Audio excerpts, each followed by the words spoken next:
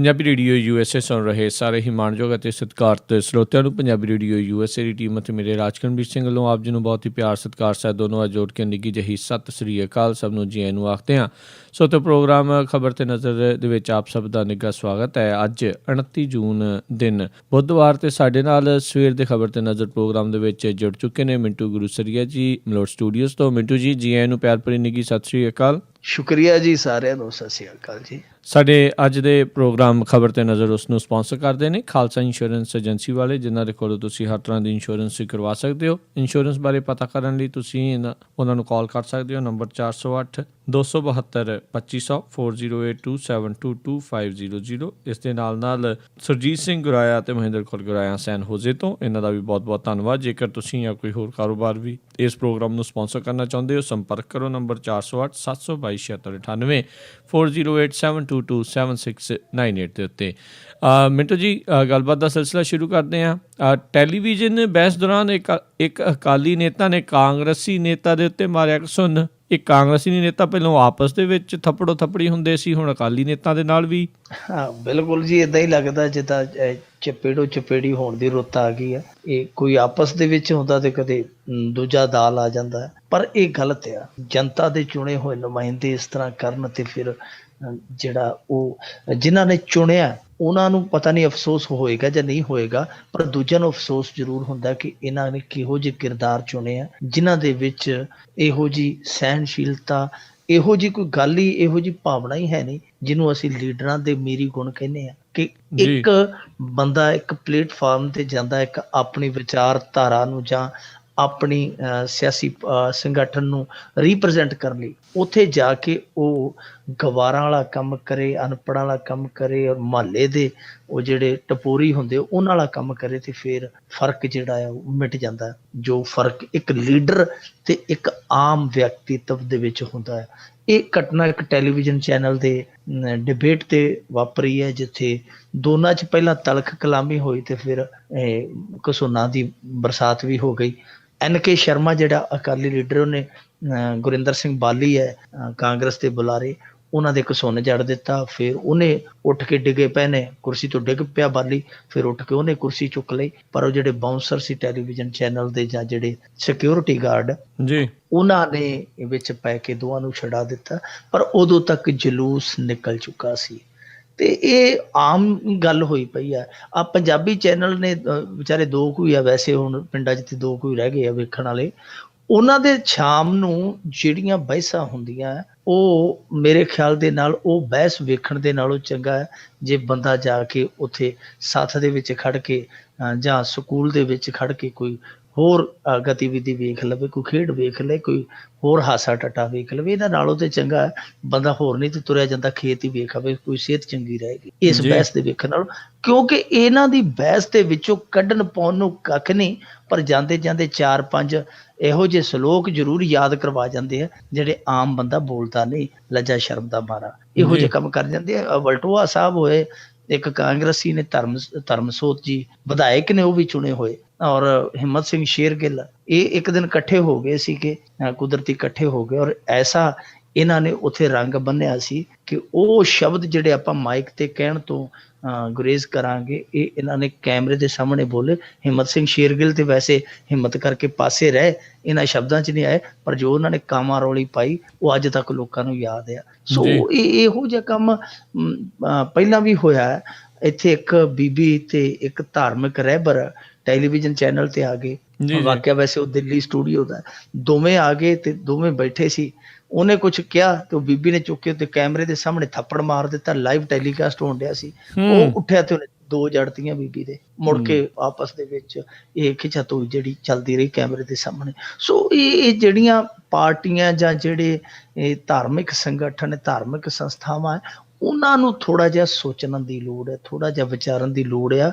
ਪਹਿਲੀ ਗੱਲ ਤੇ ਚੈਨਲਾਂ ਵਾਲਿਆਂ ਨੂੰ ਚਾਹੀਦਾ ਕਿ ਉਹ ਕਿਹੜੇ ਲੋਕਾਂ ਨੂੰ ਕਾਲ ਕਰ ਰਹੇ ਆ, ਤੇ ਜੇ ਕਿਸੇ ਨੇ ਕਾਲ ਕੀਤੀ ਹੈ ਤੇ ਫਿਰ ਉਸ ਸੰਗਠਨ ਦਾ ਜਿੰਮਾ ਬਣਦਾ ਹੈ, ਉਸ ਪਾਰਟੀ ਦਾ ਜਿੰਮਾ ਬਣਦਾ ਕਿ ਉਹ ਕਿਸੇ ਐਸੇ ਵਿਅਕਤੀ ਨੂੰ ਭੇਜਣ ਜਿਹਦੇ 'ਚ ਲੀਡਰ ਵਾਲੀ ਸਹਿਣਸ਼ੀਲਤਾ ਹੋਵੇ, ਇੱਕ ਨੈਤਿਕ ਕਿਰਦਾਰ ਦਾ ਉਹਦੇ ਵਿੱਚ ਸੰਚਾਰ ਹੋਵੇ। ਇਹੋ ਜਿਹੇ ਲੋਕ ਭੇਜੇ ਜਾਣ ਜਿਹੜੇ ਮਰਿਆਦਾ ਨੂੰ ਹਰ ਹਾਲ ਕਾਇਮ ਰੱਖਣ। ਵਿਚਾਰ ਤਕਰਾਰ ਆਪਣੀ ਜਗ੍ਹਾ, ਡਿਬੇਟ ਤਾਂ ਹੀ ਸਾਰਥਕ ਹੈ ਜੇਕਰ ਉਹਦੇ 'ਚ ਇਨ ਦੀ ਐਂਡ ਜੇਕਰ ਉਹਦੇ ਵਿੱਚੋਂ ਕੁਝ ਨਾ ਕੁਝ ਵੇਖਣ ਵਾਲੇ ਨੂੰ ਸਮਝਣ ਲਈ, ਜਾਣਕਾਰੀ ਲਈ ਕੋਈ ਚੀਜ਼ ਮਿਲੇ। ਜੇ ਗਾਲਾਂ ਹੀ ਦੇ ਕੇ ਜਾਣੀਆਂ ਤੇ ਫਿਰ ਉਹ ਜਿੱਥੇ ਅਮਲੀ ਭੰਗੀ ਬੈਠੇ ਹੁੰਦੇ, ਅਗਲਾ ਜਾ ਕੇ ਉੱਥੇ ਸੌਣਾ ਪਏ। ਬਿਲਕੁਲ ਬਿਲਕੁਲ ਜੀ। ਜੋਗੇ ਨੇ ਮੈਨੂੰ ਲੱਗਦਾ ਨਹੀਂ ਕੋਈ ਚੀਜ਼ ਛੱਡੀ ਹੋਵੇ। ਜੇਲ੍ਹ ਦੇ ਵਿੱਚ ਵੀ ਜਬਰੀ ਕਰਵਾਇਆ ਜਾ ਰਿਹਾ ਹੈ ਯੋਗਾ। ਇਸੇ ਦੌਰਾਨ ਇੱਕ ਕੈਦੀ ਦੀ ਮੌਤ ਹੋਈ। ਇਹ ਕਹਿੰਦੇ ਜੀ ਯੋਗ ਕੱਟਦਾ 36 ਰੋਗ, ਪਰ ਇਹਨੇ ਇੱਥੇ ਕਈ ਰੋਗ ਹੀ ਕੱਟ ਦਿੱਤੇ। ਇੱਕ ਕੈਦੀ ਦੀ ਕੈਦ ਵੀ ਕੱਟਤੀ, ਇੱਕ ਘਰਦਿਆਂ ਦੀ ਪਰਿਵਾਰ ਦੀ ਖੱਜਲ ਖੁਆਰੀ ਕੱਟਤੀ ਸਦਾ ਲਈ, ਇੱਕ ਜੇਲ੍ਹ ਦੇ ਵਿੱਚੋਂ ਰੋਟੀ ਕੈਦੀ ਦੀ ਪੱਕੇ ਤੌਰ ਤੋਂ ਕੱਟ ਦਿੱਤੀ। ਕਿੰਨੇ ਕੱਟ ਦਿੱਤੇ ਰੋਗ ਇਹਨੇ, ਇਹ ਇਸ ਯੋਗੇ ਨੇ। ਪਰ ਇਹ ਬਹੁਤ ਗਲਤ ਹੋਇਆ ਜੋ ਗਲਤ ਹੋਇਆ। ਬਸੰਤ ਸਿੰਘ ਇਹਨਾਂ ਦਾ ਨਾਮ ਸੀਗਾ, ਸ਼ਾਇਦ ਬਜ਼ੁਰਗ ਸੀਗੇ, 68 ਸਾਲ ਉਮਰ ਸੀ ਇਹਨਾਂ ਦੀ, ਤੇ ਇਹ NDPS ਨਸ਼ਾ ਵਿਰੋਧੀ ਐਕਟ ਦੇ ਅਧੀਨ ਬੰਦ ਸੀਗੇ ਬਰਨਾਲਾ ਜੇਲ੍ਹ ਦੇ ਵਿੱਚ। ਕੱਲ ਦੱਸਦੇ ਆ ਕਿ ਆਸਨ ਕਰਦੇ ਕਰਦੇ ਇਹ ਕੋਈ ਪਤਾ ਨਹੀਂ ਇਹ ਕਿਹੋ ਜਿਹਾ ਆਸਨ ਕਰਾਉਂਦੇ ਸੀ। ਹੁਣ ਲੋਕ ਤੇ ਆਖਣ ਡਿਆ ਕਿ ਯੋਗਾ ਦੇ ਵਿੱਚ ਸ਼ਵ ਆਸਨ ਵੀ ਹੁੰਦਾ, ਯਾਨੀ ਲਾਸ਼ ਵਾਲਾ ਆਸਨ। ਕਿਤੇ ਉਹ ਲਾਸ਼ ਵਾਲਾ ਆਸਨ ਤੇ ਨਹੀਂ ਸੀ ਕਰਾਉਂਦੇ ਕਿ ਬੰਦਾ ਜਿਉਂਦਾ ਜਾਗਦਾ ਹੀ ਲਾਸ਼ ਬਣ ਗਿਆ। ਇਹੋ ਜਿਹਾ ਯੋਗਾ ਜਿਹਨੇ ਖਾਸੇ ਯੋਗਾ ਹੀ ਨਹੀਂ ਛੱਡਿਆ ਬੰਦੇ ਨੂੰ, ਐਸਾ ਕੈਸਾ ਯੋਗਾ। ਸੋ ਉਹ ਦੱਸਦੇ ਆ ਕਿ ਬਸੰਤ ਸਿੰਘ ਨੂੰ ਕਿਉਂਕਿ ਢਿੱਲਾ ਮੱਠਾ ਸੀ, ਉਹਦੀ ਜਿਹੜੀ ਸਿਹਤ ਸੀਗੀ ਉਹ ਪੂਰੀ ਤਰ੍ਹਾਂ ਠੀਕ ਨਹੀਂ ਸੀ, ਪਰ ਉਹਨੂੰ ਫਿਰ ਵੀ ਯੋਗਾ ਦੇ ਵਿੱਚ ਬੁਲਾਇਆ ਗਿਆ ਔਰ ਦੱਸਦੇ ਆ ਕਿ ਉੱਥੇ ਹੀ ਆਸਨ ਕਰਨ ਦੇ ਦੌਰਾਨ ਹੀ ਉਹਦੀ ਮੌਤ ਹੋ ਗਈ। ਹਾਲਾਂਕਿ ਜੇਲ੍ਹ ਸੁਪਰੀਡੈਂਟ ਹੈ ਜਿਹੜਾ ਕੁਲਵੰਤ ਸਿੰਘ, ਉਹ ਕਹਿੰਦਾ ਕਿ ਨਹੀਂ ਜੀ ਘੰਟਾ ਬਾਅਦ ਹੋਈ ਹੈ, ਪਰ ਉਹਦੇ ਪਰਿਵਾਰ ਵਾਲੇ ਕਹਿੰਦੇ ਕਿ ਇਹ ਤੇ ਪਹਿਲਾਂ ਹੀ ਕਰਵਾਉਣ ਡਿਆ ਸੀ। ਸਾਨੂੰ ਟੈਲੀਫੋਨ ਕਰਕੇ ਡੇਲੀ ਆਉਂਦਾ ਹੈ ਕਿ ਘਿਓ ਕਿਆ ਦੇ ਕੇ ਜਾਓ। ਮੇਰੀ ਤੇ ਬੁੱਢੇ ਬਾਰੇ ਇਹਨਾਂ ਨੇ ਜਿਹੜੀ ਜਾਨ ਔਖੀ ਕੀਤੀ ਹੈ, ਤੜਕੇ ਕੱਢ ਲੈਂਦੇ ਕਿ ਯੋਗਾ ਕਰ, ਤੇ ਯੋਗਾ ਕਰਨਾ ਪੈਂਦਾ। ਹੁਣ ਦੇਖੋ ਜਿਹੜਾ ਸਜ਼ਾ ਯਾਫਤਾ, ਇਹਨੂੰ ਸਜ਼ਾ ਹੋਈ ਸੀਗੀ, ਜਿਹੜਾ ਸਜ਼ਾ ਯਾਫਤਾ ਆ ਤੇ ਉਹ ਕੈਦੀ ਤੇ ਕੋਈ ਬਹੁਤਾ ਕੁਛ ਕਰ ਵੀ ਨਹੀਂ ਸਕਦਾ। ਉਹਦੇ ਹੱਥ ਇੱਕ ਤਰ੍ਹਾਂ ਨਾਲ ਬੰਨੇ ਹੁੰਦੇ, ਮੁਸ਼ਕਾਂ ਬੰਨੀਆਂ ਹੁੰਦੀਆਂ। ਪਰ ਜੋ ਕੁਛ ਜੇਲ੍ਹ ਦੇ ਵਿੱਚੋਂ ਬਾਹਰ ਆ ਰਿਹਾ ਹੈ ਉਹ ਗੌਰ ਕਰਨ ਵਾਲਾ। ਪਹਿਲੀ ਗੱਲ ਤੇ ਇਹ ਹੈ ਕਿ ਕੁਲਵੰਤ ਸਿੰਘ ਨੂੰ ਇਹ ਪੁੱਛਣ ਦੀ ਜ਼ਰੂਰਤ ਆ ਕਿ ਡੇਲੀ ਜਿਹੜਾ ਇਹਨੇ ਯੋਗਾ ਕੈਂਪ ਲਾਇਆ ਹੋਇਆ ਸੀਗਾ ਕਿ ਕੱਢ ਕੇ ਬੈਰਕਾਂ ਦੇ ਵਿੱਚੋਂ ਤੜਕੇ ਲਿਆ ਕੇ ਕੈਦੀਆਂ ਤੋਂ ਯੋਗਾ ਕਰਵਾਉਂਦਾ ਸੀ, ਕਿਹਦੀ ਅਥਾਰਟੀ ਸੀਗੀ, ਕਿਹਨੇ ਇਹਨੂੰ ਲਿਖਤ ਦੇ ਵਿੱਚ ਇਹ ਜਿਹੜਾ ਹੁਕਮ ਦਿੱਤਾ ਸੀਗਾ ਕਿ ਭਾਈ ਭਾਵੇਂ ਕੋਈ ਕੈਦੀ ਬਿਮਾਰ ਹੋਵੇ, ਸ਼ਮਾਰ ਹੋਵੇ, ਯੋਗਾ ਕਰਾਉਣਾ ਹੀ ਕਰਾਉਣਾ। ਇਹ ਕਿਹੜੇ ਮੈਨੂਅਲ ਦੇ ਵਿੱਚ ਲਿਖਿਆ। ਦੂਜਾ ਇਹ ਕਿ ਇਹ ਬੰਦਾ ਡੇਲੀ ਦੱਸਦੇ ਆ ਕਿ ਜਦੋਂ ਯੋਗਾ ਸੈਸ਼ਨ ਹੁੰਦਾ ਸੀਗਾ ਤੇ ਨਾਲ ਦੀ ਨਾਲ ਫੋਟੋਆਂ ਖਿੱਚ ਕੇ ਬਾਹਰ ਭੇਜਿਆ ਕਰਦਾ ਸੀਗਾ। ਇਹ ਹੁਣ ਫੋਟੋਆਂ ਕਿਹਨੂੰ ਭੇਜਦਾ ਸੀ, ਇਹ ਵੀ ਜਾਂਚ ਦਾ ਵਿਸ਼ਾ। ਤੀਜੀ ਗੱਲ ਕਿ ਉੱਥੇ ਮੋਬਾਈਲ ਕਿਹਦੀ ਆਗਿਆ ਦੇ ਨਾਲ ਲੈ ਕੇ ਆਉਂਦਾ, ਕਿਉਂਕਿ ਮੋਬਾਈਲ ਤੇ ਮੁਲਾਜ਼ਮਾਂ ਨੂੰ ਵੀ, ਜੇਲ੍ਹ ਅਮਲੇ ਨੂੰ ਵੀ ਅਲਾਓ ਨਹੀਂ ਹੈ ਕਿ ਉਹ ਅੱਗੇ ਲੈ ਜਾਣ ਜੇਲ੍ਹ ਦੇ ਵਿੱਚ। ਇਹ ਮੋਬਾਈਲ ਵੀ ਘੁਮਾਈ ਫਿਰਦਾ ਸੀ, ਫੋਟੋਆਂ ਵੀ ਖਿੱਚੀ ਫਿਰਦਾ ਸੀ। ਇਹ ਫੋਟੋਆਂ ਕਿੱਧਰ ਜਾਂਦੀਆਂ ਸਨ, ਇਹ ਸਭ ਕੁਝ ਵਿਚਾਰਨ ਦੀ ਲੋੜ ਹੈ। ਔਰ ਜੇ ਇਹ ਵਾਕਈ ਕੈਦੀ ਬਿਮਾਰ ਸੀ ਜਿਵੇਂ ਇਹਦੇ ਘਰ ਦੇ ਕਹਿੰਦੇ ਆ, ਇਹਨੂੰ ਜਬਰੀ ਯੋਗਾ ਕਰਾਇਆ ਗਿਆ, ਤੇ ਫਿਰ ਸਾਰੀਆਂ ਜਿਹੜੀਆਂ ਚੀਜ਼ਾਂ ਦਾ ਭਾਰ ਹੈ ਉਹ ਕੁਲਵੰਤ ਸਿੰਘ ਤੇ ਪੈਣਾ ਚਾਹੀਦਾ, ਕਿਉਂਕਿ ਉਹਨੇ ਗੈਰ ਜ਼ਿੰਮੇਵਾਰਾਨਾ ਇੱਥੇ ਪਹੁੰਚ ਦਾ ਮੁਜ਼ਾਹਰਾ ਕੀਤਾ। ਉਹਨੇ ਕੋਈ ਸਿਆਣਪ ਨਹੀਂ ਕੀਤੀ। ਜੇ ਉਹ ਬਿਮਾਰ ਸੀ, ਢਿੱਲਾ ਮੱਠਾ ਸੀ, ਚਲੋ ਯੋਗਾ ਕਰਾਉਣਾ ਠੀਕ ਆ, ਪਰ ਇਸ ਤਰ੍ਹਾਂ ਜ਼ਬਰਦਸਤੀ ਯੋਗਾ ਕਰਵਾਉਣਾ, ਉਹ ਵੀ ਬਿਮਾਰ ਬੰਦੇ ਨੂੰ, ਇਹ ਸਰਾਸਰ ਜਿਹੜੀ ਹੈ ਉਹ ਇਹਦੀ ਇੱਥੇ ਕਹਿ ਲਾਂਗੇ ਕਿ ਗਲਤੀ ਹੈ। ਗਲਤੀ ਨਹੀਂ, ਬਹੁਤ ਵੱਡੀ ਭੁੱਲ ਆ ਜਿਹਦੇ ਤੇ ਇਹਦੇ ਲਈ ਕਾਰਵਾਈ ਹੋਣੀ ਚਾਹੀਦੀ ਹੈ। ਸੋ ਹੁਣ ਦੇਖਦੇ ਹਾਂ ਜੀ, ਕਿਉਂਕਿ ਉਹ ਵੀ ਯੋਗਾ ਭਗਤ ਹੈ ਅੱਗੋਂ ਕੁਲਵੰਤ ਸਿੰਘ, ਤੇ ਅੱਗੋਂ ਵੀ ਤੁਹਾਨੂੰ ਪਤਾ ਕਿ ਯੋਗਾ ਭਗਤਾਂ ਦੀ ਸਰਕਾਰ ਆ।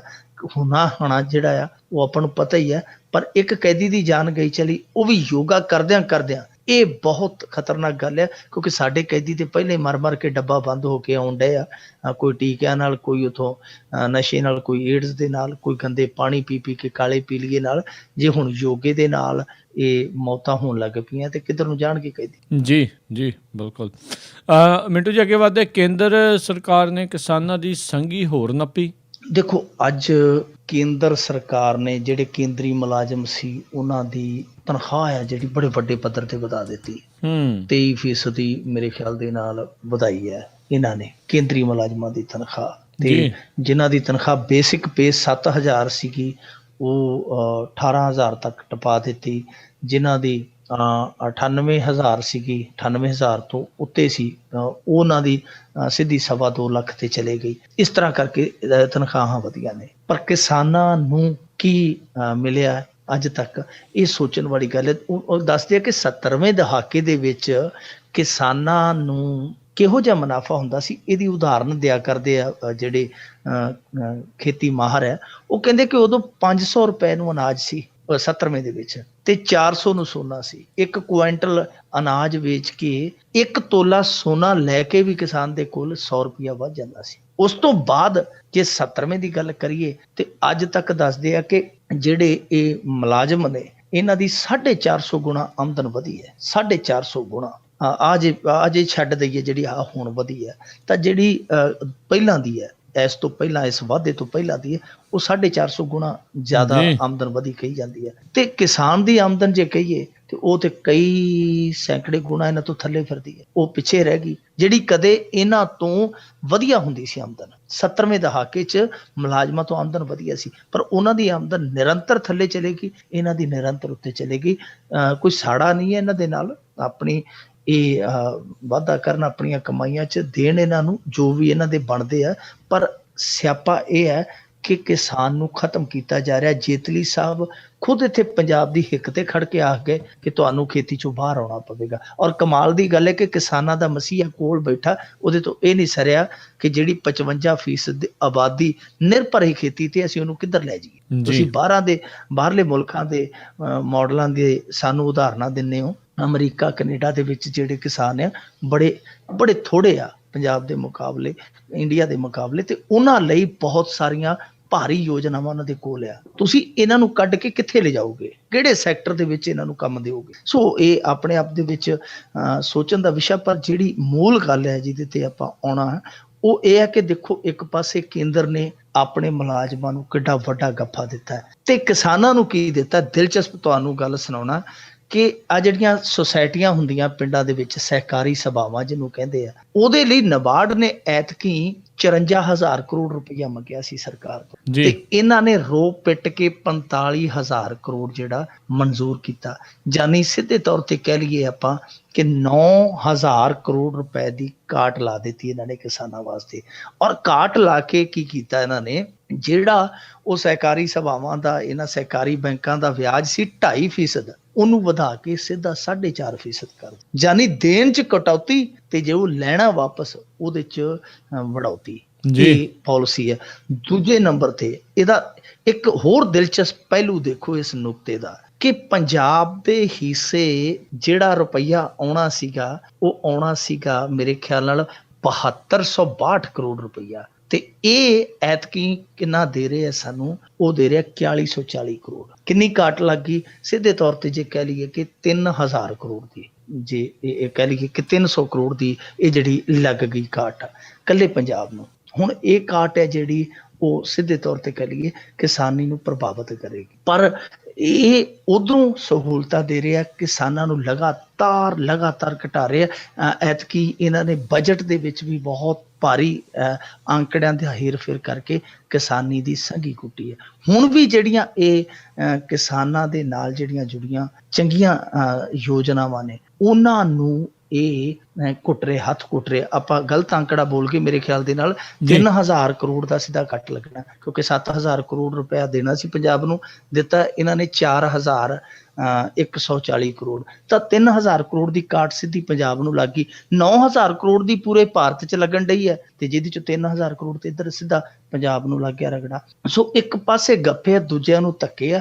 ਇਹ ਕੇਂਦਰ ਸਰਕਾਰ ਦੀ ਨੀਤੀ ਸਾਫ਼ ਹੈ ਕਿ ਜੇਤਲੀ ਸਾਹਿਬ ਦਿਲ ਦੀ ਗੱਲ ਬੋਲ ਕੇ ਗਏ ਆ ਕਿ ਤੁਹਾਨੂੰ ਭਾਈ ਖੇਤੀ ਚੋਂ ਅੱਜ ਨਹੀਂ ਤੇ ਕੱਲ ਅਸੀਂ ਕੱਢਣਾ, ਤੁਸੀਂ ਤਿਆਰ ਹੋ ਜਾਓ। ਹੁਣ ਇਹ ਡਿਪੈਂਡ ਕਰਦਾ, ਇਹ ਨਿਰਭਰ ਕਰਦਾ ਇੱਥੋਂ ਦੇ ਲੋਕਾਂ ਤੇ ਕਿ ਭਾਈ ਉਹਨਾਂ ਨੇ ਅੱਗੇ ਸਰਵਾਈਵ ਕਿਵੇਂ ਕਰਨਾ ਹੈ। ਇਹ ਹੁਣ ਇਹਨਾਂ ਨੂੰ ਆਪਣੇ ਮਸਤਕ ਜਿਹੜੇ ਆ, ਮੱਥੇ ਆ ਜਿਹੜੇ, ਉਹ ਵਰਤਣ ਦੀ ਜ਼ਰੂਰਤ ਹੈ। ਜੀ। ਤੇ ਮਿੰਟੂ ਜੀ ਅੱਗੇ ਵੱਧਦੇ ਹਾਂ, ਅਗਲੀ ਗੱਲ ਕਰਦੇ। ਕਰੋੜਾਂ ਦੀ ਠੱਗੀ ਮਾਰਨ ਵਾਲਾ ਨੀਰਜ ਹੈਰਾਨੀਜਨਕ ਢੰਗ ਦੇ ਨਾਲ ਬਹੁਤ ਸਾਰੀਆਂ ਜ਼ਮਾਨਤਾਂ ਲੈ ਗਿਆ। ਨੀਰਜ ਅਰੋੜਾ ਮਾਰ ਗਿਆ ਲੋੜਾ, ਇਹ ਥੱਬਾ ਜ਼ਮਾਨਤਾਂ ਦਾ ਲੈ ਗਿਆ ਜੀ ਇੱਕ ਵਾਰੀ। ਔਰ ਸਭ ਤੋਂ ਵੱਡੀ ਗੱਲ ਇਹ ਹੈ ਕਿ ਚਲਾਕੀਆਂ ਦੀ ਖੱਟੀ ਖਾਣ ਵਾਲਾ ਚਲਾਕ ਬੰਦਾ ਐਤਕੀ ਵੀ ਚਲਾਕੀ ਕਰ ਗਿਆ, ਕਿਸੇ ਨੂੰ ਤਨੋ ਕੰਨ ਪਤਾ ਹੀ ਨਹੀਂ ਲੱਗਾ, ਇਹਦੀਆਂ ਜ਼ਮਾਨਤਾਂ ਹੋ ਗਈਆਂ। ਅਸਲ ਦੇ ਵਿੱਚ ਇਹ ਬੰਦਾ ਬੜਾ ਸਧਾਰਨ ਸੀਗਾ, ਮੁੰਡਾ ਸਧਾਰਨ ਪਰਿਵਾਰ ਦੇ ਵਿੱਚੋਂ ਸੀ। ਇਹ ਬੜੀ ਜਲਦੀ ਤਾਹ ਨੂੰ ਗਿਆ, ਇਹਨੇ ਦੇਖਿਆ ਕਿ ਦੁਨੀਆ ਲੁੱਟਣ ਖੋਣੋਂ ਪਈ ਆ, ਫਿਰ ਇਹ ਲੁੱਟਣ ਵਾਲੇ ਪਾਸੇ ਹੋ ਗਿਆ। ਇੱਕ ਕੰਪਨੀ ਖੜੀ ਕੀਤੀ, ਉਹਦੇ 'ਚ ਸੱਦਾ ਦਿੱਤਾ ਕਿ ਤੁਸੀਂ ਜਾਇਦਾਦ ਦੇ ਵਿੱਚ ਸ਼ੇਅਰ ਰੱਖ ਸਕਦੇ ਹੋ। ਭੋਲੇ ਲੋਕਾਂ ਨੇ ਛੱਲੀ ਪੂਣੀ ਇਹਦੀ ਲੜ ਲਾ ਦਿੱਤੀ। ਬਾਅਦ ਦੇ ਵਿੱਚ ਕੀ ਹੋਇਆ ਕਿ ਜਦੋਂ ਪੈਸਾ ਨੱਪਿਆ ਜਾਣ ਲੱਗ ਪਿਆ, ਲੋਕਾਂ ਨੂੰ ਅਹਿਸਾਸ ਹੋਇਆ ਕਿ ਠੱਗੀ ਹੋ ਗਈ ਹੈ। ਉਹਨਾਂ ਨੇ ਇਹਦਾ ਬੂਹਾ ਪੋਲਾ ਕੀਤਾ ਕਿ ਲਿਆ ਭਾਈ ਸਾਡੇ ਪੈਸੇ ਮੋੜ ਜਾ, ਜਿਹੜਾ ਵਾਅਦਾ ਕੀਤਾ ਉਸ ਵਾਅਦੇ ਤੇ ਖਰਾ ਉਤਰ। ਫਿਰ ਇਹਨੇ ਇੱਕ ਸਕੀਮ ਸੋਚੀ ਕਿ ਇਸ ਤਰ੍ਹਾਂ ਤੇ ਮੇਰਾ ਜਲੂਸ ਕੱਢ ਦੇਣਗੇ ਲੋਕ। ਫਿਰ ਇਹ ਅਬੋਹਰ ਦਾ ਜਿਹੜਾ ਨਾਮੀ ਬੰਦਾ ਸ਼ਿਵ ਲਾਲ ਟੋਡਾ, ਜਿਹੜਾ ਅੱਜ ਕੱਲ੍ਹ ਜੇਲ੍ਹ ਯਾਤਰਾ ਤੇ ਹੈ, ਉਹਦੀ ਛਤਰ ਛਾਇਆ ਹੇਠ ਜਾ ਕੇ ਬਹਿ ਗਿਆ, ਉਹਦੇ ਪਰਾਂ ਥੱਲੇ ਚਲਾ ਗਿਆ। ਫਿਰ ਕਿੰਨੇ ਜਾਣਾ ਸੀ ਉਹਦੇ ਘਰ? ਸਾਰੇ ਲੋਕ ਡਰਦੇ ਸਨ ਕਿਉਂਕਿ ਉਦੋਂ ਹਾਕਮਾਂ ਦਾ ਲਾਡਲਾ ਪੁੱਤ ਸੀ। ਸੋ ਉਦੋਂ ਇਹਦਾ ਬਚਾਅ ਹੋ ਗਿਆ। ਫਿਰ ਜਦੋਂ ਸ਼ਿਵ ਲਾਲ ਦੀ ਸ਼ਾਮਤ ਆ ਗਈ, ਇਹਦੇ ਤੇ ਵੀ ਫਿਰ ਆਫਤ ਆਈ ਕਿਉਂਕਿ ਸ਼ਿਵ ਲਾਲ ਅੰਦਰ ਚਲੇ ਗਿਆ, ਇਹਨੂੰ ਕੋਈ ਬਚਾਉਣ ਵਾਲਾ ਨਹੀਂ ਸੀ ਰਿਹਾ। ਜਾਖੜ ਨੇ ਤੱਤੇ ਲੋਹੇ ਤੇ ਥੋੜਾ ਮਾਰ ਦਿੱਤਾ। ਉਹਨੇ ਸਾਰੇ ਬੰਦੇ ਇਕੱਠੇ ਕਰਕੇ 80 ਦੇ ਕਰੀਬ ਉਹਨੇ ਚੰਡੀਗੜ੍ਹ ਪ੍ਰੈਸ ਕਾਨਫਰੰਸ ਕਰ ਦਿੱਤੀ। ਉੱਥੋਂ ਦਬਾਅ ਬਣਿਆ, ਇਹਨੂੰ ਗ੍ਰਿਫਤਾਰ ਕਰਨਾ ਪਿਆ ਨੀਰਜ ਅਰੋੜਾ ਨੂੰ। ਤੇ ਜਿਸ ਦਿਨ ਇਹ ਗ੍ਰਿਫਤਾਰ ਹੋਇਆ, ਅਦਾਲਤ ਦੇ ਵਿੱਚੋਂ ਬਾਹਰ ਨਿਕਲਿਆ ਤੇ ਜਦੋਂ ਇਹਨੂੰ ਫੋਟੋ ਖਿੱਚੀ ਪੱਤਰਕਾਰਾਂ ਨੇ, ਜਦੋਂ ਇਹਦੀ, ਤੇ ਇਹ ਮੁਸਕਰਾਉਂਦੇ ਹੋਏ ਨੂੰ ਫੋਟੋ ਖਿੱਚੀ। ਮੈਂ ਉਸੇ ਦਿਨ ਹੀ ਆਪਦੇ ਫੇਸਬੁੱਕ ਪੇਜ ਤੇ ਲਿਖਿਆ ਸੀਗਾ ਕਿ ਇਹ ਮੁਸਕਰਾਹਟ ਦੱਸਦੀ ਹੈ ਕਿ ਕੋਈ ਬਹੁਤੀ ਵੱਡੀ ਗੱਲ ਨਹੀਂ ਹੈ, ਸਭ ਕੁਛ ਠੀਕ ਹੋ ਜਾਏਗਾ। ਸੋ ਉਹ ਮੁਸਕਰਾਹਟ ਦਾ ਰਾਜ ਅੱਜ ਖੁੱਲ ਗਿਆ। ਦੇਖੋ ਵੱਡੇ ਵੱਡੇ ਅਖਬਾਰਾਂ ਦੇ ਪੱਤਰਕਾਰਾਂ ਦੀਆਂ ਡਿਊਟੀਆਂ ਲੱਗੀਆਂ ਹੋਈਆਂ ਸਨ, ਇਹਨੂੰ ਕਵਰ ਕਰਨਾ, ਇਸ ਸਟੋਰੀ ਤੇ ਪੂਰੀ ਨਿਗਾਹ ਰੱਖਣੀ ਹੈ। ਦੇਖੋ ਇਹ ਇੱਕ ਲੜਾਈ ਹੁੰਦੀ ਹੈ ਫਾਜ਼ਿਲਕਾ ਜੇਲ੍ਹ ਦੇ ਵਿੱਚ। ਇਹ ਲੜਾਈ ਦਾ ਬਹਾਨਾ ਪਤਾ ਨਹੀਂ ਹੁਣ ਬਣਿਆ ਕਿ ਲੜਾਈ ਵਾਕਈ ਹੋਈ ਸ਼ਿਵ ਲਾਲ ਤੇ ਇਹਦੇ ਦਰਮਿਆਨ।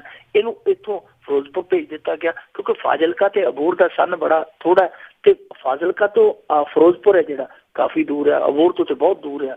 ਸੋ ਮੇਰੇ ਖਿਆਲ ਦੇ ਨਾਲ ਇਹ ਚਲਾਕੀ ਕਰ ਗਿਆ ਉੱਥੋਂ ਵੀ। ਉੱਥੇ ਜਿਹੜੇ ਪੀੜਤ ਸੀ ਅਬੋਹਰ ਦੇ ਜ਼ਿਆਦਾ ਸੀਗੇ, ਉਹਨਾਂ ਦੀ ਅੱਖ ਜ਼ਿਆਦਾ ਸੀ ਇਹਦੇ ਤੇ ਫਾਜ਼ਿਲਕਾ, ਉੱਥੋਂ ਹੀ ਫਿਰੋਜ਼ਪੁਰ ਚਲਾ ਗਿਆ। ਹੁਣ ਸਭ ਤੋਂ ਵੱਡੀ ਹੈਰਾਨੀ ਉੱਥੇ ਹੁੰਦੀ ਹੈ ਕਿ 23 ਇਹਦੇ ਖਿਲਾਫ ਜਿਹੜੀਆਂ ਸ਼ਿਕਾਇਤਾਂ ਦਰਜ ਹੋਈਆਂ ਸਨ ਤੇ ਹਾਲੇ ਥੱਬਾ ਸ਼ਿਕਾਇਤਾਂ ਦਾ ਦਰਜ ਹੋਣ ਵਾਲਾ ਪਿਆ ਸੀ। 23 ਦੇ ਵਿੱਚੋਂ 21 ਸੱਟੇ ਇਹ ਜ਼ਮਾਨਤਾਂ ਕਰਾ ਗਿਆ, ਔਰ ਜ਼ਮਾਨਤਾਂ ਹੀ ਨਹੀਂ ਕਰਾਈਆਂ, ਨਾਲ ਦੀ ਨਾਲ ਉੱਥੋਂ ਮਾਨਤੀ ਦੇ ਜੇਲ੍ਹ ਚੋਂ ਵੀ ਖਿਸਕ ਗਿਆ। ਇਹ ਹੁਣ ਸੋਚਣ ਵਾਲੀ ਗੱਲ ਹੈ ਕਿ 23 ਜ਼ਮਾਨਤਾਂ ਔਰ ਉਸ ਬੰਦੇ ਦੀਆਂ ਜ਼ਮਾਨਤਾਂ ਜਿਹਦੇ ਖਿਲਾਫ ਹਾਲੇ ਹੋਰ ਸ਼ਿਕਾਇਤਾਂ ਲੋਕ ਫੜ ਕੇ ਖੜੇ ਹੋਣ ਕਿ ਸਾਡੀਆਂ ਵੀ ਦਰਜ ਕਰੋ, ਸਾਡੇ ਨਾਲ ਵੀ ਠੱਗੀ ਹੋਈ ਹੈ, ਉਸ ਬੰਦੇ ਦੀਆਂ ਜ਼ਮਾਨਤਾਂ ਇੰਨੀ ਜਲਦੀ ਔਰ ਏਡੇ ਲੁਕੇ ਛਿਪੇ ਤਰੀਕੇ ਨਾਲ ਹੋ ਜਾਣ, ਇਹ ਬਹੁਤ ਸੋਚਣ ਵਿਚਾਰਨ ਵਾਲੀ ਗੱਲ ਹੈ। ਔਰ ਜੇ ਇਸ ਤਰ੍ਹਾਂ ਹੋਇਆ, ਕਾਨੂੰਨੀ ਕੋਈ ਕਮੀ ਰਹੀ ਹੈ ਜਾਂ ਕਾਨੂੰਨ ਹੀ ਇਹੋ ਜਿਹਾ ਠੱਗੀ ਚੋਰੀ ਦਾ, ਤੇ ਫਿਰ ਇਹਨੂੰ ਕਾਨੂੰਨ ਘੱਟ ਗਿਆ ਜਾਏਗਾ। ਇਹਨੂੰ ਫਿਰ ਆਪਾਂ ਥਾਪੜਾ ਜ਼ਿਆਦਾ ਕਹਿ ਸਕਦੇ ਹਾਂ ਕਿ ਦੂਜਿਆਂ ਨੂੰ ਵੀ ਥਾਪੜਾ ਹੈ ਕਿ ਭਾਈ ਚੋਰੀ ਕੱਖ ਦੀ ਵੀ, ਚੋਰੀ ਲੱਖ ਦੀ ਵੀ, ਜੇ ਹੱਥ ਫੇਰਨਾ ਫਿਰ ਮੋਟਾ ਹੀ ਫੇਰੋ ਜਰਾ, ਕਿਉਂਕਿ 4 ਕੁ ਮਹੀਨੇ ਲੱਗਣੇ ਆ। ਇਹਦੇ ਤੇ 4 ਵੀ ਨਹੀਂ ਲੱਗੇ, ਫਰਵਰੀ ਮਾਰਚ ਚ ਫੜਿਆ ਗਿਆ ਸੀ, ਜੁਲਾਈ ਤੋਂ ਪਹਿਲਾਂ ਹੀ ਨਿਕਲ ਗਿਆ। ਤੇ ਉਹ ਫਿਰ ਕਾਨੂੰਨ ਤੇ ਇਹੀ ਇੱਕ ਤਰ੍ਹਾਂ ਦਾ ਕਹਿੰਦਾ ਪਿਆ ਬੰਦਿਆਂ ਨੂੰ ਕਿ ਭਾਈ ਮੋਟਾ ਹੱਥ ਫੇਰੋ, 2-4 ਮਹੀਨੇ ਲਾਉਣੇ ਪੈਣੇ ਆ, ਉਸ ਤੋਂ ਬਾਅਦ ਕੇਸ ਗਾਂਹ ਦੀ ਗਾਂਹ ਗੇਰ ਪਾ ਕੇ ਗਾਂਹ ਤੋੜ ਦਿਓ। ਉਹਨਾਂ ਚਿਰ ਨੂੰ ਕੁਛ ਮਰ ਜਾਣਗੇ, ਜਿਹੜੇ ਰਹਿ ਗਏ ਉਹ ਕਰਤਾਰ ਦਾ ਨਾਂ ਲੈ ਕੇ ਸਬਰ ਕਰ ਜਾਣਗੇ। ਸੋ ਲੁੱਟੀ ਜਾਂ ਦੁਨੀਆ ਲੁੱਟਣ ਖੋਣੋਂ ਪਈ ਹੈ, ਕਮਾਲ ਕਰ ਗਿਆ ਇਹ ਜਿਹੜਾ ਅਰੋੜਾ ਹੈ। ਜੀ ਬਿਲਕੁਲ। ਅੱਗੇ ਵਧਦੇ ਹਾਂ। ਸ਼੍ਰੋਮਣੀ ਕਮੇਟੀ ਵੱਲੋਂ ਸਰਾਂ ਢਾਉਣ ਦੇ ਮੁੱਦੇ ਦੇ ਉੱਤੇ ਵਿਵਾਦ ਛਿੜਿਆ। ਦੇਖੋ ਜੀ, ਜਿਹੜੀ ਇਹ ਸਰਾਂ ਆ, ਇਹ ਬੜੀ ਪੁਰਾਣੀ ਸਰਾਂ ਹੈ। ਸ਼ਾਇਦ ਮੇਰੇ ਖਿਆਲ ਦੇ ਨਾਲ ਪੱਕਾ ਸੰਨ ਤੇ ਹਾਲੇ ਤੱਕ ਕਿਤੋਂ ਵੀ ਸਾਹਮਣੇ ਨਹੀਂ ਆਇਆ ਕਿ ਜਦੋਂ ਇਹਦਾ ਨੀਂਹ ਪੱਥਰ ਰੱਖਿਆ ਗਿਆ, ਪਰ ਇੱਕ ਪੱਥਰ ਹੈ ਦੱਸਦੇ ਕਿ ਉਹਦੇ ਤੇ ਉਹ 1930 ਦੇ ਕਰੀਬ ਦਾ ਸੰਨ ਉਕਰਿਆ ਹੋਇਆ, ਪਰ ਇਹ ਉਹ ਤੋਂ ਵੀ ਪੁਰਾਣੀ ਹੈ। ਸ਼ਾਇਦ 19ਵੀਂ ਸਦੀ ਦੇ ਜਿਹੜੇ ਅੰਤਲੇ ਪੜਾਅ ਦੀ ਇਹ ਸਰਾਂ ਦੱਸੀ ਦੀ ਹੈ। ਬਾਕੀ ਇਤਿਹਾਸਕਾਰ ਜਾਂ ਜਿਹੜੇ ਮਾਹਰ ਵੱਖੋ ਵੱਖਰਾ ਦੱਸਦੇ ਆ। ਇਹਦੇ ਵਿੱਚ ਬਹੁਤ ਕੁਝ ਇਹੋ ਜਿਹਾ ਵੀ ਵਾਪਰਿਆ ਹੈ, ਜਿਵੇਂ ਘੱਲੂਘਾਰੇ ਦੇ ਦੌਰਾਨ ਇੱਥੇ ਬਹੁਤ ਸਾਰੇ ਸਿੱਖਾਂ ਨੂੰ ਲਿਜਾ ਕੇ ਮਾਰਿਆ ਗਿਆ, ਗੋਲੀਆਂ ਮਾਰ ਕੇ ਮਾਰਿਆ ਗਿਆ, ਨਿਰਦੋਸ਼ਾਂ ਨੂੰ ਵੀ ਮਾਰਿਆ ਗਿਆ ਔਰ ਸੰਘਰਸ਼ਕਾਰੀਆਂ ਨੂੰ ਵੀ ਮਾਰਿਆ ਗਿਆ ਜਿਹੜੇ ਸਿੱਖ ਬਾਗੀ ਸਨ। ਸੋ ਇਹ ਬਹੁਤ ਸਾਰੀਆਂ ਇਤਿਹਾਸਕ ਘਟਨਾਵਾਂ ਦਾ, ਜਿਵੇਂ ਮੋਰਚੇ ਲੱਗਦੇ ਸਨ, ਜਿਵੇਂ ਉਦੋਂ ਤੁਹਾਨੂੰ ਪਤਾ ਹੀ ਧਰਮ ਯੁੱਧ ਮੋਰਚਾ ਜਾਂ ਹੋਰ ਬਹੁਤ ਸਾਰੇ ਮੋਰਚੇ ਲੱਗਦੇ ਸਨ, ਤਾਂ ਉੱਥੇ ਬਹੁਤ ਇਤਿਹਾਸਿਕ ਇਕੱਠ ਵੀ ਹੋਏ ਆ, ਬਹੁਤ ਸਾਰੀਆਂ ਘਟਨਾਵਾਂ ਦਾ ਗਵਾਹ ਹੈ ਇਹਦਾ ਜੋ ਆਂਗਣ ਹੈ ਰਾਮਦਾਸ ਸਰਾਂ ਦਾ। ਹੁਣ ਇਹਨੂੰ ਅਚਨਚੇਤੀ ਢਾਉਣ ਦਾ ਫੈਸਲਾ ਲਿਆ ਗਿਆ। ਵੇਖੋ ਜੇ ਢਾਉਣਾ ਆ, ਇਹ ਕਹਿੰਦੇ ਜੀ ਕੰਡਮ ਹੋ ਗਈ ਆ ਸ਼ਰਧਾਲੂਆਂ ਦੀ, ਅਸੀਂ ਸੁਰੱਖਿਆ ਦੇ ਮੱਦੇ ਨਜ਼ਰ ਇਹ ਢਾਉਣ ਜਾ ਰਹੇ ਹਾਂ। ਪਰ ਜਿਹੜੇ ਦੂਜੇ ਵਿਰੋਧੀ ਧਿਰ ਨੇ ਸਿੱਖ ਜਥੇਬੰਦੀਆਂ ਦੇ ਲੋਕ, ਉਹ ਕਹਿੰਦੇ ਕਿ ਨਹੀਂ, ਇਹ ਇਤਿਹਾਸ ਨੂੰ ਮਿਟਾਉਣ ਦੀ ਸਾਜ਼ਿਸ਼ ਹੈ। ਔਰ ਇਹ ਹੁਣ ਚੀਜ਼ ਜਿਹੜੀ ਹੈ ਉਹ ਪਹਿਲੀ ਵਾਰੀ ਲੱਗਦੀ ਨਹੀਂ ਕਿ ਪਹਿਲੀ ਵਾਰੀ ਸਾਹਮਣੇ ਆਈ ਹੈ। ਤੇ ਤੇਜਾ ਸਿੰਘ ਸਮੁੰਦਰੀ ਹਾਲ ਦਾ ਵੀ ਹੁਣੇ ਪਿੱਛੇ ਜੀ ਆਪਾਂ ਵੇਖਿਆ ਕਿ ਉਹਦਾ ਵੀ ਇੱਕ ਵਿਵਾਦ ਛਿੜਿਆ ਕਿ ਉਹਨੂੰ ਜਿਸ ਤਰੀਕੇ ਨਾਲ ਇਹਨਾਂ ਨੇ ਕਿਹਾ ਕਿ ਮੁਰੰਮਤ ਕਰਨੀ ਹੈ, ਉਹਦੇ ਤੇ ਗੋਲੀਆਂ ਦੇ ਨਿਸ਼ਾਨ ਆ, ਤਾਂ ਉਹ ਵੀ ਇੱਕ ਵਿਵਾਦ ਚਲਿਆ। ਹੁਣ ਇੱਥੇ ਵੀ ਇਹੀ ਵਿਵਾਦ ਆ। ਇਹ ਕਹਿੰਦੇ ਆ ਜੀ ਕਿ ਉਹ ਮੁਰੰਮਤ ਕਰਨ ਵਾਲੀ ਨਹੀਂ ਹੈ, ਉਹ ਦੁਬਾਰਾ ਬਣਾਉਣ ਵਾਲੀ ਸਰਾਹ ਆ, ਤੇ ਅਸੀਂ ਖੁੱਲੀ ਡੁੱਲੀ ਬਣਾਵਾਂਗੇ, ਨਾਲੇ ਤੇ ਜ਼ਿਆਦਾ ਸ਼ਰਧਾਲੂ ਉਹਦੇ 'ਚ ਰਹਿ ਸਕਦੇ ਆ। ਤੇ ਦੂਸਰਾ ਇਹ ਹੈ ਕਿ ਸੁਰੱਖਿਆ ਲਹਿਜੇ ਨਾਲ ਇਹ ਹੁਣ ਇਮਾਰਤ ਕੰਡਮ ਹੈ। ਦੇਖੋ ਤੁਸੀਂ ਕਿਹਦੇ ਤੋਂ ਕੰਡਮ ਕਰਾ ਦਵਾਈ ਹੈ, ਆਪਣੇ ਆਪ ਤੁਸੀਂ ਨਹੀਂ ਕਹਿ ਸਕਦੇ ਕਿ ਕੰਡਮ ਹੈ। ਜਾਂ ਤੇ ਤੁਸੀਂ ਇੰਜੀਨੀਅਰ ਬੁਲਾਓ, ਕੋਈ ਟੀਮ ਬੁਲਾਓ, ਕੋਈ ਕਮੇਟੀ ਬਣਾ ਲਓ ਜਿਹਦੇ 'ਚ ਪੰਥਕ ਜਥੇਬੰਦੀਆਂ ਦੇ ਬੰਦੇ ਵੀ ਸ਼ਾਮਲ ਕਰ ਲਓ।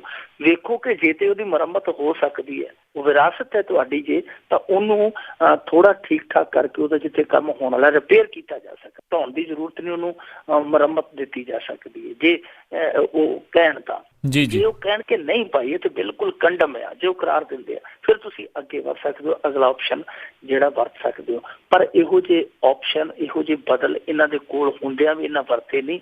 ਇਹਨਾਂ ਨੇ ਇਤਿਹਾਸ ਸਾਂਭਣ ਦਾ ਤਹਈਆ ਨਹੀਂ ਕੀਤਾ, ਇਤਿਹਾਸ ਨੂੰ ਮਿਟਾਉਣ ਵਾਲੇ ਪਾਸੇ ਤੁਰੇ। ਚਾਹੇ ਉਹ ਗੜੀ ਦਾ ਮਾਮਲਾ ਹੋਵੇ, ਉੱਥੇ ਵੀ ਇਹਨਾਂ ਨੇ ਜਿਹੜਾ ਸੀਗਾ ਸੰਗਮਰਮਰ ਥੱਪ ਦਿੱਤਾ, ਇਤਿਹਾਸ ਨੂੰ ਮਿਟਾ ਕੇ ਸੰਗਮਰਮਰ ਹੀ ਖੜਾ ਕਰ ਦਿੱਤਾ। ਇੱਕ ਬਹੁਤ ਵੱਡਾ ਇਤਿਹਾਸ ਤੇ ਜਿਹੜਾ ਸ਼ਾਇਦ ਇੱਥੋਂ ਦੇ ਜਿਹੜਾ ਰਾਜਸੀ ਤੰਤਰ ਨੂੰ ਹਮੇਸ਼ਾ ਕਟਹਿਰੇ 'ਚ ਖੜਾ ਕਰਦਾ, ਉਹ ਸੀਗਾ ਜੋ ਅਕਾਲ ਤਖਤ 'ਚ ਆਇਆ ਗਿਆ। ਇਹਨਾਂ ਨੇ ਉਹ ਵੀ ਆਪਣਾ ਜਿਹੜਾ ਇੱਕ ਕਹਿ ਲਈਏ ਕਿ ਬਹੁਤ ਵੱਡਾ ਗਵਾਹ ਆਪਦੇ ਹੱਥੀਂ ਸੰਗਮਰਮਰ ਦੇ ਥੱਲੇ ਨੱਪ ਦਿੱਤਾ। ਉੱਥੇ ਕੋਈ ਨਿਸ਼ਾਨ ਹੀ ਨਹੀਂ ਛੱਡਿਆ।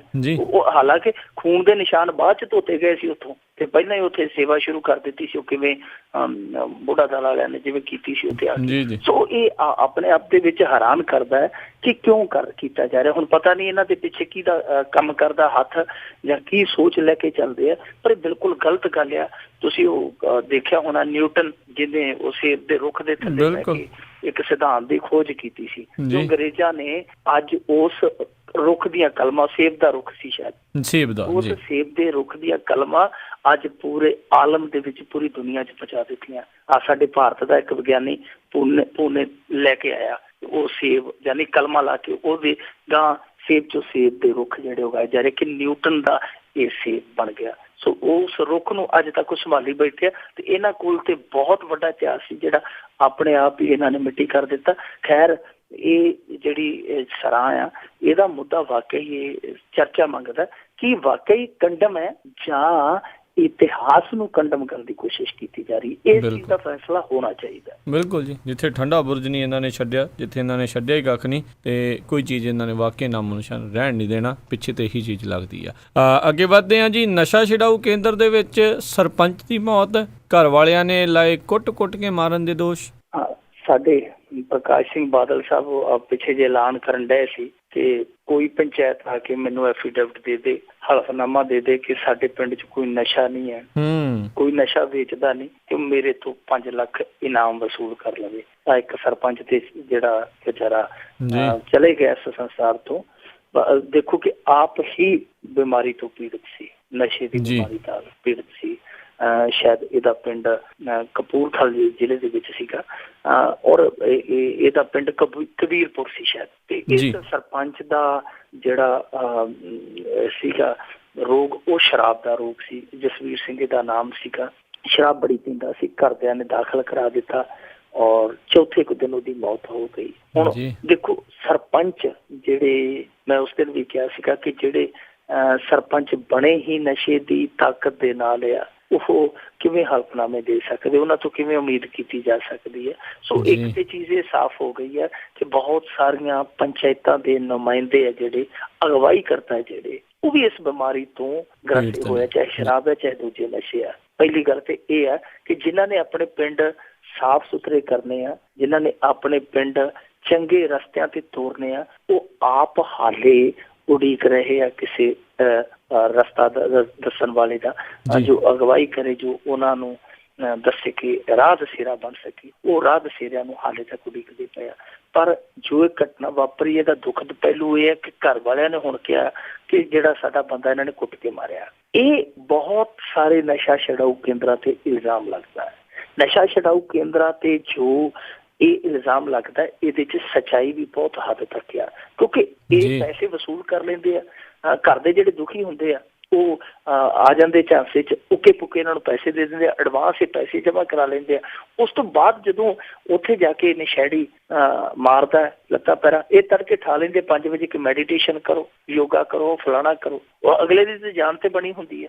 ਇਹ ਗੱਲ ਉੱਥੇ ਆ ਜਾਂਦੀ, ਜਬਰੀ ਠੋਸਿਆ ਜਾਂਦਾ। ਜੇ ਕੋਈ ਨਹੀਂ ਕਰਦਾ, ਲੱਤਾਂ ਛੜੀਆਂ ਮਾਰਦਾ, ਉਹਨੂੰ ਚੁੱਕ ਕੇ ਢਾ ਲੈਂਦੇ ਆ। ਇਹ ਅੱਜ ਨਹੀਂ, ਇਹ ਬਹੁਤ ਪਹਿਲਾਂ ਦੀ ਇਹ ਜਿਹੜੀ ਇਹਨਾਂ ਤੇ ਲੱਗਦੀ ਹੈ ਇਸ ਚੀਜ਼ ਦੀ ਇੱਕ ਇਲਜ਼ਾਮ ਤਰਾਸ਼ੀ ਕਿ ਇਹ ਨਸ਼ਾ ਛਡਾਊ ਕੇਂਦਰ ਤਸੀਹਾ ਕੇਂਦਰ ਬਣੇ ਪਏ ਆ। ਪਰ ਦੂਜੀ ਗੱਲ ਜਿਹੜੀ ਹੈ ਕਿ ਸਾਡੇ ਪੰਜਾਬ ਦੇ ਵਿੱਚ ਹੁਣ ਜਿਵੇਂ ਇਹ ਤਰਨ ਤਾਰਨ ਦਾ ਸੀਗਾ ਨਵਜੀਵਨ ਕੇਂਦਰ, ਹਾਲੇ ਤੱਕ ਇਹ ਨਹੀਂ ਪਤਾ ਲੱਗਿਆ ਕਿ ਇਹ ਨਿੱਜੀ ਹੈ ਜਾਂ ਸਰਕਾਰੀ ਹੈ, ਪਰ ਮੇਰੇ ਖਿਆਲ ਦੇ ਨਾਲ ਨਿੱਜੀ ਹੋਏਗਾ।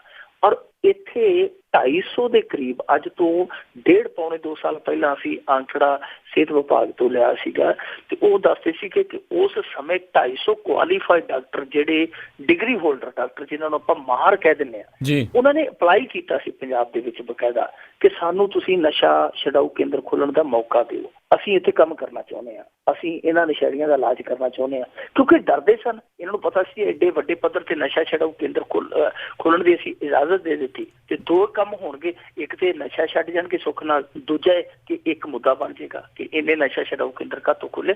ਅੱਜ ਤੱਕ ਉਹਨਾਂ ਅਰਜ਼ੀਆਂ ਦਾ ਨਿਪਟਾਰਾ ਨਹੀਂ ਹੋਇਆ।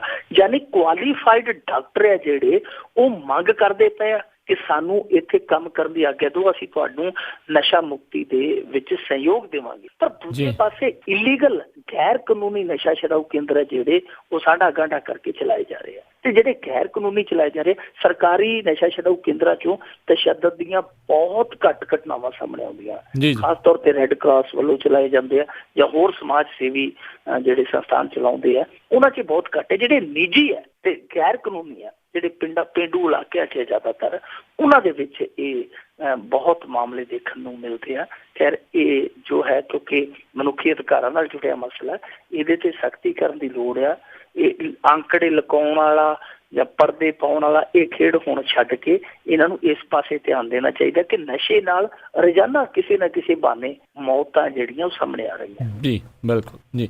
ਅਤੇ ਅੱਗੇ ਵਧਦੇ ਮਿੰਟੂ ਜੀ, ਵੀ ਆਪ ਨੇ ਸੰਸਦੀ ਸਕੱਤਰਾਂ ਦੇ ਮਾਮਲੇ ਤੇ ਪੰਜਾਬ ਸਰਕਾਰ ਨੂੰ ਘੇਰਿਆ। ਇਹ ਆਮ ਆਦਮੀ ਪਾਰਟੀ ਵਾਲੇ ਕਾਫੀ ਕੁਝ ਘੇਰਨ ਨੂੰ ਫਿਰਦੇ ਆ ਜੀ। ਹੁਣ ਇਹਨਾਂ ਨੇ ਦਸਤਖਤੀ ਮੁਹਿੰਮ ਵੀ ਇੱਕ ਚਲਾਈ ਹੋਈ ਹੈ, ਜਿਹਦੇ ਚ ਕੀ ਕਰਨ ਡਏ ਆ ਕਿ ਸਾਰੇ ਹਲਕਿਆਂ ਦੇ ਵਿੱਚੋਂ ਇਹ ਦਸਤਖਤ ਲੈ ਰਹੇ। ਇਹ ਦਸਤਖਤ ਕਿਹਦੇ ਲੈ ਰਹੇ ਆ? ਬੀਬੀਆਂ ਦੇ। ਇੱਕ ਪਰਫਾਰਮਾ ਇਹਨਾਂ ਨੇ ਬਣਾਇਆ ਨਸ਼ਾ, ਬੇਰੁਜ਼ਗਾਰੀ ਤੇ ਮਹਿੰਗਾਈ ਦੇ ਮੁੱਦੇ ਤੇ। ਉਹ ਪਰਫਾਰਮਾ ਦੇ ਕੇ ਬਾਅਦ ਦੇ ਵਿੱਚ ਉਹਨਾਂ ਤੋਂ ਸਾਈਨ ਲਏ ਜਾਂਦੇ, ਦਸਤਖਤ ਲਏ ਜਾਂਦੇ ਆ। ਉਹ ਇਸ ਕਰਕੇ ਕਿਉਂਕਿ ਇਹਨਾਂ ਦਾ ਖਿਆਲ ਹੈ ਕਿ ਅਸੀਂ ਗਵਰਨਰ ਦੇ ਕੋਲ ਇਹ ਸਾਰੇ ਦਸਤਖਤ ਆ ਜਿਹੜੇ ਉਹ ਉੱਥੇ ਪੇਸ਼ ਕਰਾਂਗੇ ਔਰ ਮੰਗ ਕਰਾਂਗੇ ਕਿ ਸਰਕਾਰ ਨੂੰ ਬਰਖਾਸਤ ਕਰ ਦਿੱਤਾ ਜਾਵੇ।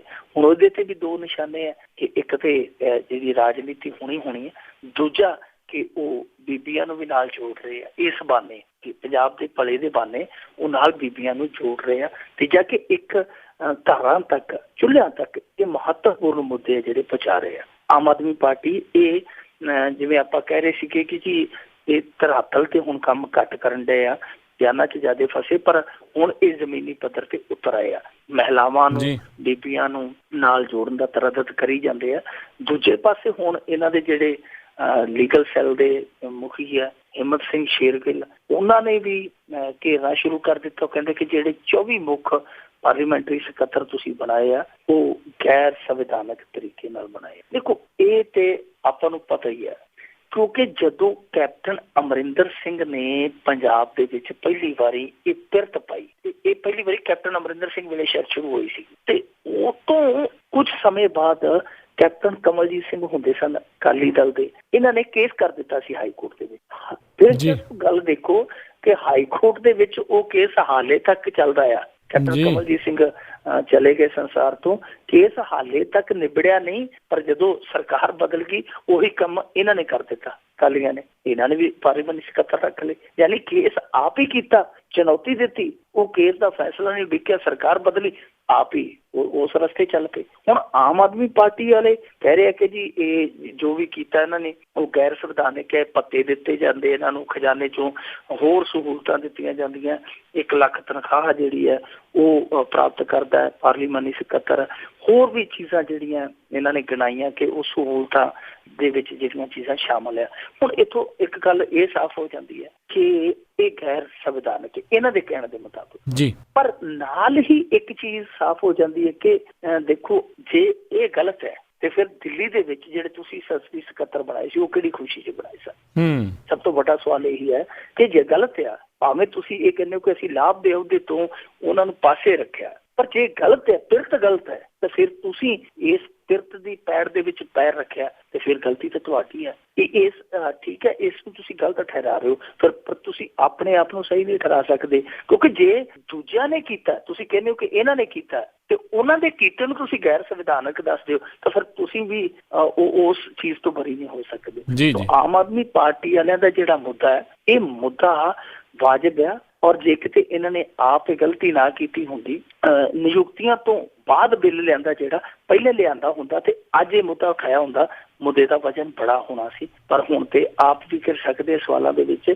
ਪਰ ਦੂਜੀ ਗੱਲ ਹੈ ਕਿ ਮੁੱਖ ਸੰਸਦੀ ਸਕੱਤਰਾਂ ਦਾ ਜਿਹੜਾ ਰੇੜਕਾ ਹੈ ਪੂਰੇ ਭਾਰਤ ਦੇ ਵਿੱਚ ਕਈ ਰਾਜਾਂ ਦੇ ਵਿੱਚ ਪਿਆ, ਇਹਨੂੰ ਨਿਬੇੜਨਾ ਚਾਹੀਦਾ, ਇਹ ਤੈਅ ਕਰਨਾ ਚਾਹੀਦਾ ਜਿਹੜੇ ਸੰਵਿਧਾਨਕ ਅਹੁਦੇਦਾਰ ਆ, ਜਿਹੜੀ ਜੁਡੀਸ਼ਰੀ ਹੈ ਜਾਂ ਜੋ ਸਾਡੀ ਇੱਥੋਂ ਦੀ ਵਿਧਾਨ ਪਾਲਕ ਹੈ, ਉਹਨੂੰ ਤੈਅ ਕਰਨਾ ਚਾਹੀਦਾ ਕਿ ਕੀ ਇਹ ਸੰਵਿਧਾਨਕ ਹੈ ਜਾਂ ਗੈਰ ਸੰਵਿਧਾਨਕ ਹੈ। ਸੋ ਇਹ ਤੈਅ ਕਰਨੇ ਔਰ ਇਹ ਤੈਅ ਕਰਨਾ ਬਹੁਤ ਜ਼ਰੂਰੀ। ਜੀ ਜੀ ਬਿਲਕੁਲ। ਅਤੇ ਜਾਂਦੇ ਜਾਂਦੇ ਆਪਾਂ ਗੱਲ ਕਰ ਲਈਏ ਮਿੰਟੂ ਜੀ, ਵੀ ਮੋਦੀ ਦੀ ਸਿੱਖਿਆ ਨੀਤੀ ਦੀ ਨਿਕਲੀ ਫੂਕ।